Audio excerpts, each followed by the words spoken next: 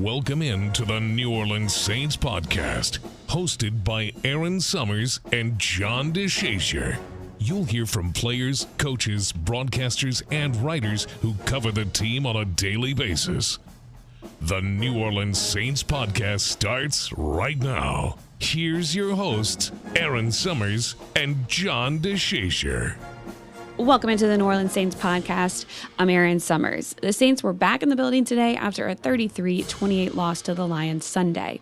Head coach Dennis Allen said it came down to the 21-0 hole they got themselves into during the first quarter. I think each game's been different. I mean, if you look at this, game, obviously we had the long run by Gibbs, which was a big play on the first series. I thought we had an opportunity to potentially get him off the field on the first third down of the game. We didn't do it, so that was a big play in the game.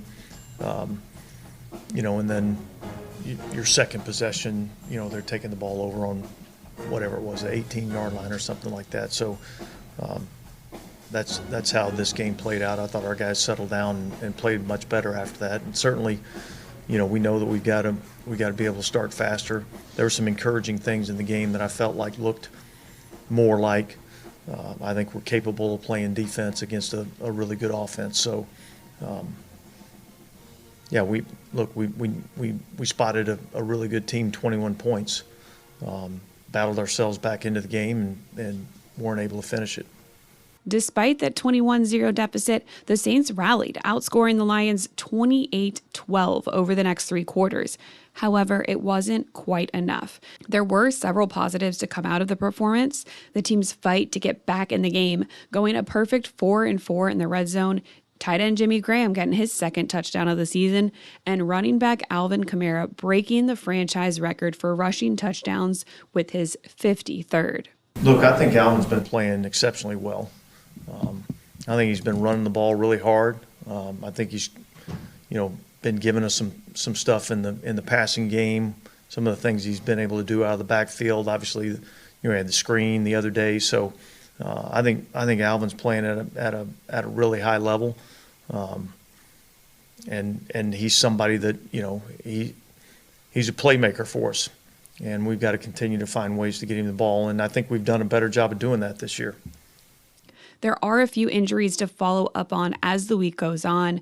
Quarterback Derek Carr went out of the game with what they called then a concussion shoulder back injury. However, head coach Dennis Allen said today that it is a rib injury that they are looking at, not shoulder, not back, and then he is in the concussion protocol.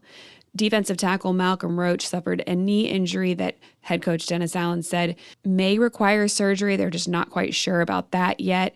But there are some other players who were out in that game that could be making their way back. So that's something that we'll continue to follow up on as the week goes on. The main thing is we got to focus on the fact that the Saints, sitting at 5-7, are not out of it yet. They are still within reach of the NFC South title, but the time to start stacking those wins is now. For another perspective on the Saints season and where they can go from here, John Hendrix, Saints lead writer and reporter for Saints News for Fan Nation at SI.com and video host for Boot Crew Media, joins John DeShazier and myself now. John, thank you so much for joining JD and myself on the Saints podcast today. How are you doing? I'm doing well, just enjoying some of this weather. And, look, Christmas is right around the corner. Thanksgiving passed, good Thanksgiving. And so all things considered, really excited about, this last push of the Saints regular season.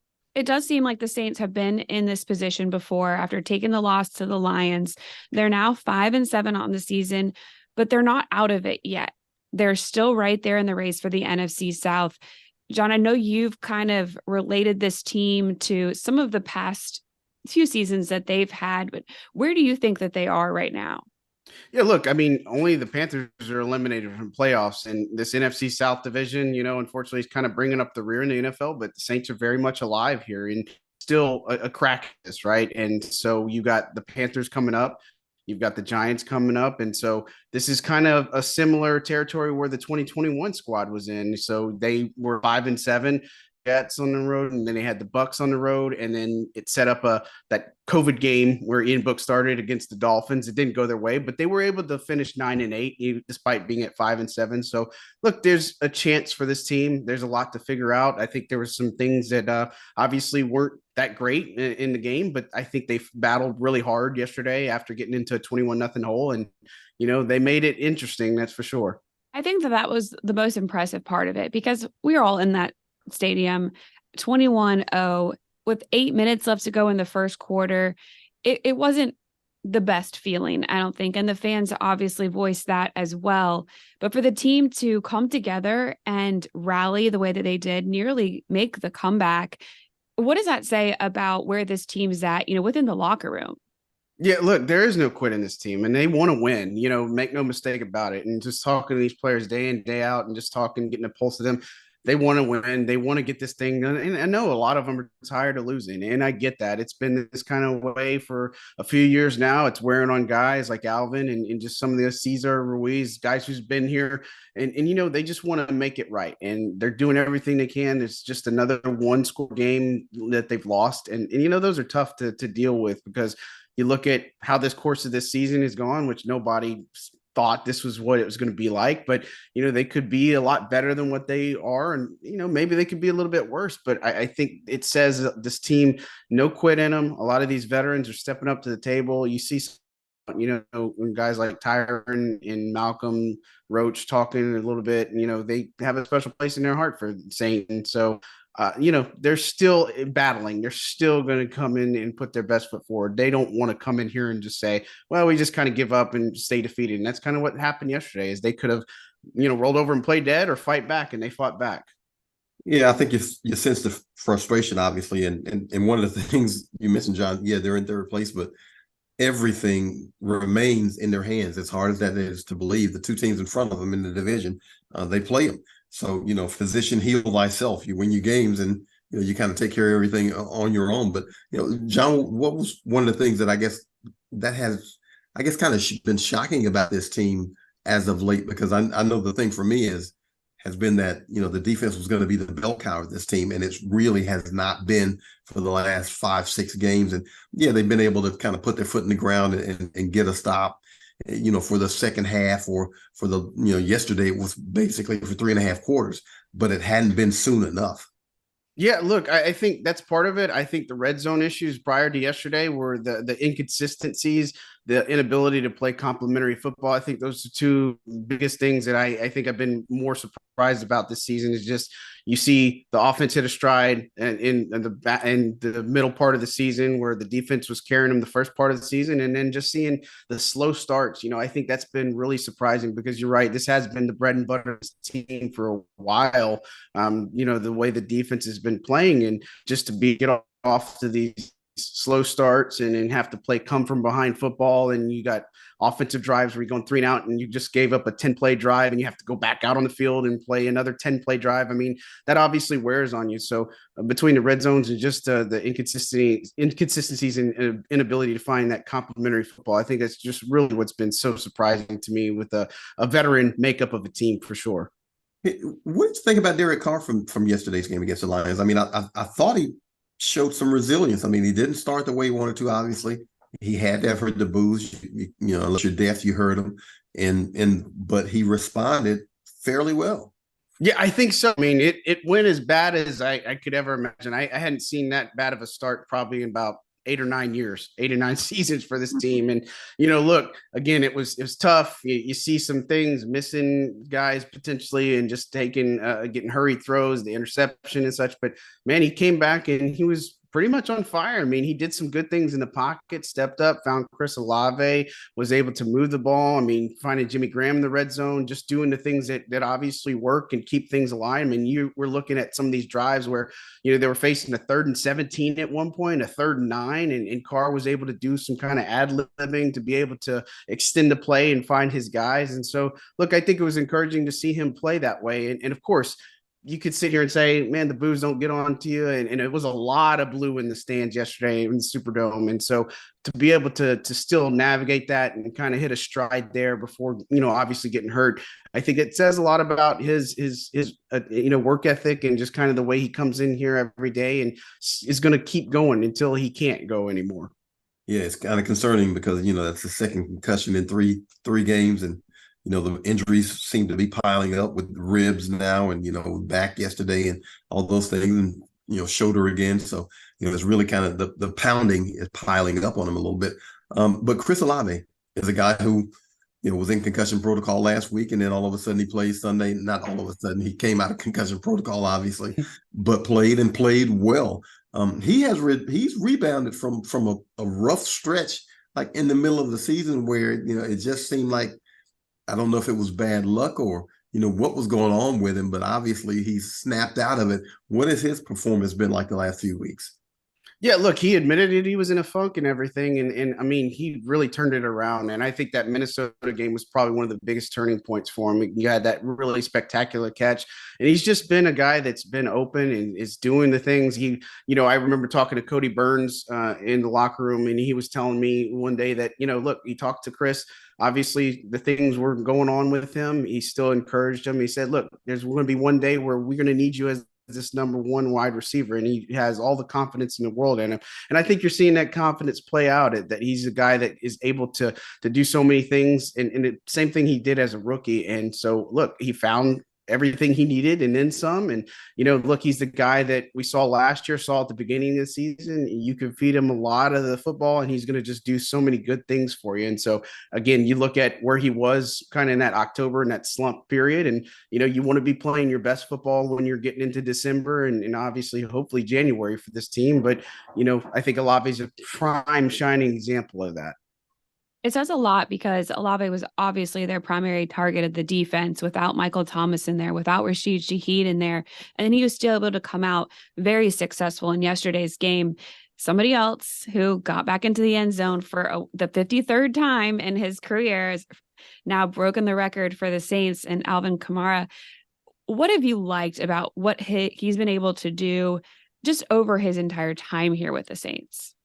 Yeah, I don't know many things I don't like about what Alvin has done. He's just been doing a little bit of everything and then some. It's just anytime you need to move the football, you need to get something going. I mean, you can feed him in the run department, the passing department. He just has those plays, that excitement that just turns it on and just makes you think, man, this should have been a small, minimal gain. Alvin turns it into a 9-10 yard game. He's just got that element that's just so exciting to watch. And, it was a little bit anticlimactic because he had the record, they reviewed it, and then they took it away, and then Taysom gets a touchdown, and then he's able to get another chance and crack at it to be able to go and pull in front of Mark Ingram. And, Mark had congratulatory things to say on social media, but man, he's just been an exciting player to watch since he got into the league in 2017. Just been something special just every single year, whether it's bouncing off of defenders, just breaking the first or second tackle. I think one of the biggest things that stood out to me for him is in 2020, in that COVID year, when he's playing against the Packers, he just broke all those tackles. Eric McCoy out in front of him, gets into the end zone. I mean, that's just vintage. That in the Minnesota game on Christmas where he got all those touchdowns. So special guy, special talent. And he's one of those that, I don't know what this offense would be without Alvin Kamara in the mix. He's just a special kind of one-on-one type breed. 6 touchdowns, I think it was that Christmas Day. So that's very impressive. He's been somebody that they've always been able to rely on. But Taysom Hill has also been somebody that, you give him the ball at the goal line and you know that you're going to get in. His usage has, changed year to year. This season, what have you seen from him and how they've been playing him in and out at that quarterback position? Yeah, look, it confuses defenses, right? And even though it's coming, I mean, it's still tough to stop. And, there's been some plays where defenders get the best of them. Lions did a pretty decent job at some points. The Falcons did a decent job the week before. And, but overall, when you see Taysom come into the game, it brings that element of surprise where it's also unpredictable too, because there's a time where he's using that to his advantage, going off play action. If he could have hit Chris Olave on one of those passes and, it didn't connect, but those are things that could connect in the future, could come back to it, because it's not like they're just going to do it one time. But when you establish the run and you get that offensive line, I think that, one of the focal points that we really just haven't talked a lot about, that they've been so much better than they were at the start of the year. You get them blocking, you get guys like Foster doing his thing, bringing the jumbo set with Landon Young, even rolling that excellent goal line package with Colin Saunders. I mean, there's just so many good things that happen, but Taysom's a guy that just does everything that's asked of him and then some. He wants the ball, he wants to play. He made a special teams tackle yesterday. I mean, he's still the do-it-all guy, the Swiss Army knife that this team, really gets a jolt from. Yeah, I mean, he was in as a returner yesterday without Rashid Shaheed in the game. So, yeah, he's doing a little bit of everything. One area that vastly improved in yesterday's game was the red zone. Obviously, they go 4 of 4. It was something that was a huge focus going into this week. We talked about it every day at practice. And then to see it actually play out in the Saints' favor on Sunday, I mean, that has to give you some reassurance that they can figure this out, that they can get the win streak going that they need to. Yeah, look, I think that was overshadowed by obviously the losses, that you go 4 for 4 in the red zone, and you've had your fair share of struggles coming into yesterday. They were 29th in the league, only a few teams that were worse off than them, but going 4 for 4 again, like I was saying earlier, you want to be playing your best ball in December, hopefully setting up that playoff run for them. And, they're going to need the red zone to click for them. And you've got, again, the Panthers and the Giants, and you've got, 3 big games with the Bucks, the Rams, and the Falcons as well. And so you got to have the red zone going, because, Alvin said it best the other week. You love groupie, but you don't want 3, you want 7, right? And so I think the red zone, it's been a strugglesome thing, but again, you're finding the success in against a very strong defense. I mean, make no mistake about it, Detroit has a exceptional team. And so I think that's a big thing. They put the extra emphasis and practice on the red zone. And it's good to see that you have those types of things pay off for you in a game, even though it didn't totally go the way you wanted it to. Sure. You guys have both covered the Saints for a long time. JD, when you look at that Saints defense, you brought it up earlier. How do they get it figured out earlier in the game? Because in talking to head coach Dennis Allen today, he said it's been different things each game that have gotten them. Well, I think one of the main things he keeps mentioning is missed tackles. And I mean, if you can't tackle clean on defense, then everything else goes out the window. I mean, if you can't get a guy on the ground when you get to him, then everything else, nothing else matters. But they've got to be able to scheme a little bit better. I think they might need to take a few more chances early in the game, not necessarily feel out what the offense is doing, but be a little bit more aggressive in terms of trying to impose your will, because the feeling out process has not been beneficial for these last 6-7 games. And this team, unfortunately, doesn't seem to be built to come from behind. You get behind on offense, and now you're digging out of a hole. And the defense, again, plays well for the last 3 quarters, last 2 quarters, really plays standout football. But the gap you have in the beginning of the game, it's difficult for this team to overcome right now. And yesterday, 21-0 became almost impossible to overcome. So you can't continue to do the same things and expect different results. You might have to do something a little bit different, because like I said, the feeling out process is not going well right now. If it takes getting off blocks better, obviously you'd like to be able to do that. It needs to take pressuring the quarterback. I don't think they got Jared Goff on the ground one time yesterday, but didn't force him into any errors. And that's the thing that the Saints have been missing lately, is getting the quarterbacks, getting them on the ground, forcing them into turnovers. Jared Goff was not the mobile guy that they had seen previously. And unfortunately, they weren't able to kind of force his hand a little bit more. So, that's something they got to be able to do. And hopefully you can do that with Carolina. They were able to do that with Bryce Young at Carolina. Maybe they can do that with Bryce Young here in New Orleans, but they've got to be able to pressure the quarterback. They got to be able to make tackles in open spaces. They've got to be able to get off blocks. All those things that seem to be pretty fundamental are the things that the Saints haven't been doing lately. Yeah, they've said that the sack number being lower is because they're trying to be more aggressive in different areas. Only 1 sack yesterday was Zach Bond getting his first career sack. No takeaways, though. So, John, in a game that came down to the other team has 2, ended up scoring touchdowns on both of those turnovers, and then the Saints didn't force any. How much was that just what the game came down to? Yeah, look, you need a stop. You need a big play. And I know Cam Jordan's a guy that always talks about put it on the defense, let us make a big play. And, just wasn't there yesterday. And if they made that stop, it would have certainly been interesting. They had a chance. And even when they didn't make that stop, they had another opportunity to do it. And so those are types of things, Sam Laporta, hats off to him. He had a heck of a game than just what he did against that secondary. I mean, they did a really good job against Amon-Ra St. Brown overall in the day. But, for a guy like Sam Laporta, he definitely was able to exploit a few things. But when it comes down to it and you need to stop, the defense has got to be able to generate pressure or sack, something that's going to rattle the quarterback, because when you get him off the game, I mean, JD alluded to it, that good things can happen, and that's where the Saints kind of work the best. And so they've got to figure this out. And the biggest thing is I think we've yet to see this team play a full 60-minute game. It's just, you've seen semblances of both one of them, maybe it's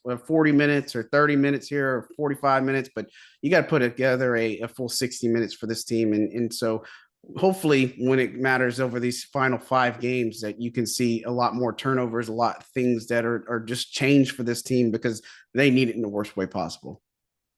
Looking at the next opponent, it is the Carolina Panthers. They've won 1 game. They're already eliminated. How do you get up for this game and make sure that you are as focused and detailed as you need to be in order to secure that win?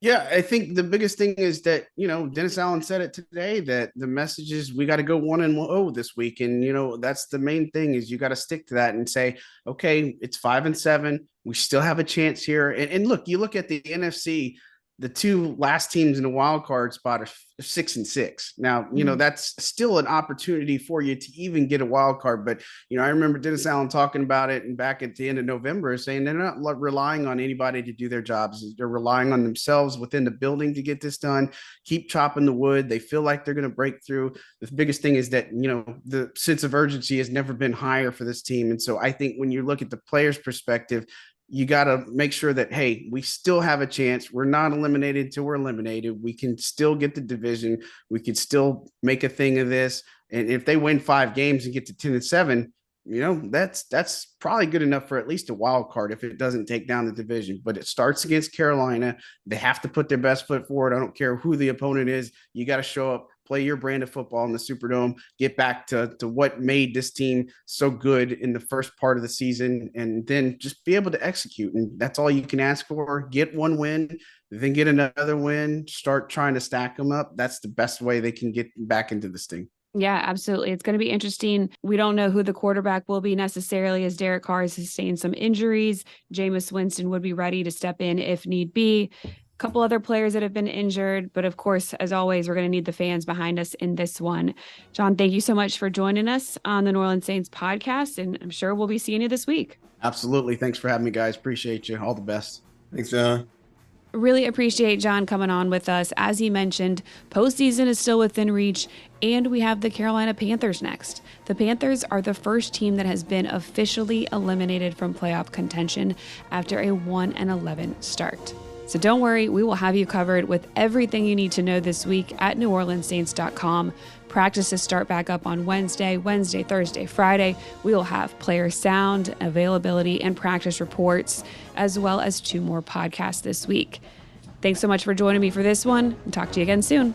Thanks for listening to the New Orleans Saints podcast. Join us 3 times per week on NewOrleansSaints.com, the Saints mobile app, or you can download the podcast on iTunes. We'll see you next time, right here on the New Orleans Saints podcast.